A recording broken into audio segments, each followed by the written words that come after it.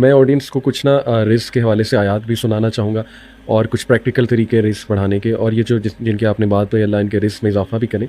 और आपकी ये जो बात थी ना साकिब भाई की हार्ड वर्क, अल्लाह का रूल है ये।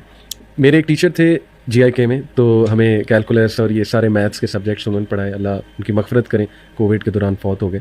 कायद-ए-आज़म यूनिवर्सिटी के थे और डबल गोल्ड मेडलिस्ट थे माशाल्लाह। तो वो हमें अक्सर एक सेंटेंस कहा करते थे कि मैंने टैलेंटेड लोगों को नाकाम होते बहुत देखा है, लेकिन हार्ड वर्किंग बंदे को मैंने आज तक नाकाम होते नहीं देखा। और फिर वो एक और कोट भी है ना, ये बड़ा फेमस कोट इंटरनेट पे आपने देखा होगा कि hard work beats talent when talent does nothing. तो सिर्फ टैलेंट होना और शॉर्टकट तरीके पे जाना और हार्ड वर्क ना करना, तो वो तो फिर अल्लाह की तरफ से भी शायद आपको सपोर्ट ना आए, क्योंकि अल्लाह के तरीके यही है कि हार्ड वर्क ही करना होता है।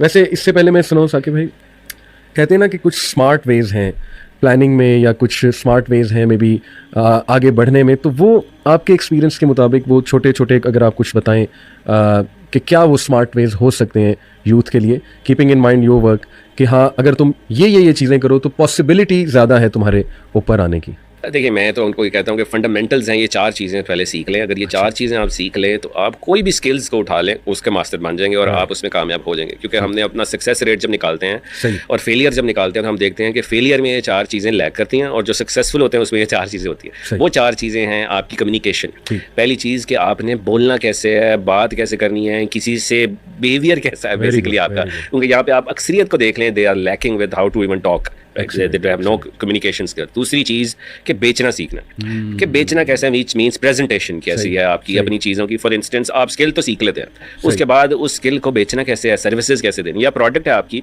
तो उस प्रोडक्ट को प्रेजेंट कैसे करना है। जितनी मर्जी अच्छी प्रोडक्ट हो, अच्छे तरीके से पैकेजिंग नहीं की, क्वालिटी नहीं अच्छी और उसके बारे में बता नहीं सकते आप, तो वो फ़ायदा नहीं है, उसको बेच नहीं सकते आप। तो ये वेरी इंपॉर्टेंट प्रेजेंटेशन। तीसरी सबसे बड़ी चीज़ जो मैं समझता हूँ कि लोगों को यहाँ पर लिखना तक नहीं आता। आप मैं हमारे पास आते हैं इंटरव्यूज़ देने डिग्रीज़ के बाद, तो आप इनका कभी CV देख लें, आप हैरान रह जाएंगे कि पता नहीं my father name is this और ये my CNIC and all this, पता नहीं क्या कुछ 5-5 6-6 पेजेस का जिसकी कोई ताल्लुक ही नहीं है। सो मकसद है कि CV बनाना और ये कम्युनिकेशन की ईमेल कैसे करनी है, किसी से बात कैसे करनी है, और ये सारी चीज़ों के लिए आखिरी चौथी चीज़ वो है इंग्लिश। इंग्लिश इसलिए क्योंकि अगर हम बात करते हैं ज़्यादा कि आप डॉलर्स में अर्न करें, पाउंड्स में अर्न करें और पाकिस्तान में रहकर, तो आपके पास अगर ये इंग्लिश लैंग्वेज का स्किल ही नहीं है तो आप कैसे बेसिकली ऐसे लोगों को सर्विसेज दे रहे हैं जो कि आपको उसकी लैंग्वेज ही नहीं आती। तो अनफॉर्चुनेटली यहाँ पर बहुत ज़्यादा ये 4 चीज़ें जो हैं वो लैक है। इसके बाद आता है स्किल, वो 5वीं चीज़ है कि आपने फिर उस स्किल को मास्टर करके इन 4 चीज़ों को यूटिलाइज करके आपने वेन करना है टू प्रोसीड फर्दर। सही ज़बरदस्ती, वेरी वेरी कॉम्प्रिहेंसिव माशाल्लाह। मैं आपने कम्युनिकेशन की साकिब भाई बात की, जो बुनियादी तौर पे नंबर 1 ही है हर चीज़ में, और हम भी कोशिश करते हैं कि यंगस्टर्स को सबसे पहले इसी पे लाएं। और माशाल्लाह मेरी एक वर्कशॉप है communication styles from the Quran में साकिब भाई सुभान अल्लाह, अल्लाह ने इतनी मतलब डेप्थ है कुरानिक वर्ड्स में, डिफरेंट कम्युनिकेशन स्टाइल्स हैं, जस्ट सच एज कौलन सदीदा, कौलन लय्यिना, कौलन मारूफा। तो ये कौलन सदीदा में देखें साकिब भाई, सीधी बात करना, सच्ची बात करना, ट्रक की बत्ती के पीछे न लगाना लोगों को, जो हमारी आदत है पाकिस्तानी। हमें ना नो करना आता है, ना हमें यस करना आता है। हम बस बहाने आए बाएं शाएं करके ना अगले को लगाते रहते हैं, हाँ हो जाएगा, फिर इंशाल्लाह को हमने मजाक बनाया, जब इंशाल्लाह कहें तो आपको होता है वो। तो यकीन करें, मैं पर्सनली बता रहा हूँ साकिब भाई, इस चीज़ ने मुझे बहुत हेल्प किया ग्रो करने में। कौलन सदीदा, देखिए आपने नो करनी है, there are ways to say no, you should say no, ताकि अगला बंदा आगे बढ़े, ठीक है। आपने यस करनी है तो there are many ways to say yes, आप यस करें, लेकिन ये काम ना करें, ठीक है। और खरी बात, हम इसका समझते हैं कि बदतमीजी करना या मुंह पे मारना अगले के बाद, जबकि कुरान में इसका ये मतलब नहीं है कि मुंह पे किसी के बात मारो, मतलब ये कि टू द पॉइंट बात हो, don't beat around the bushes.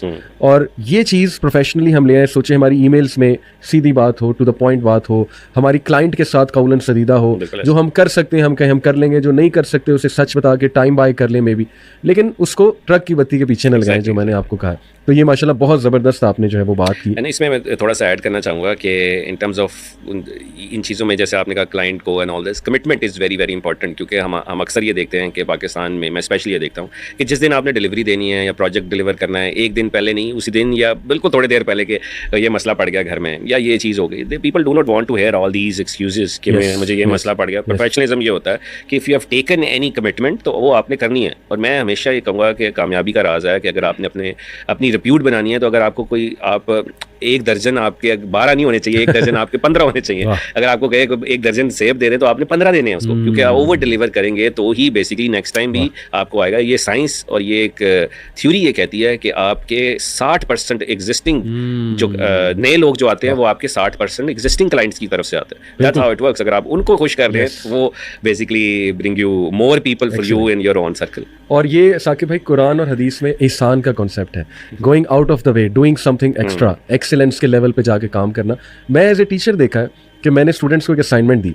अब दो तरह के स्टूडेंट्स होते हैं, एक वो कि पेज पढ़ा असाइनमेंट की और पकड़ा दी, एक होती है कि A4 पेज लिया नीट एंड क्लीन, वो मार्जिन्स लगाए, फिर वो मार्कर्स यूज किए, जबरदस्त आंसर लिखे, फाइल में बंद करके मुझे दिया। अब आप सोचें कि मैं किन स्टूडेंट्स को ज्यादा जो है वो जाहिर आइंदा से उनको कोई टास्क दूंगा, ऑब्वियसली उनको जिन्होंने ihsan से किया। तो ये भी बड़ी ही क्विक एफिशिएंट टिप आपने बताई कि देखो 12 का दर्जन ना हो, ज्यादा हो।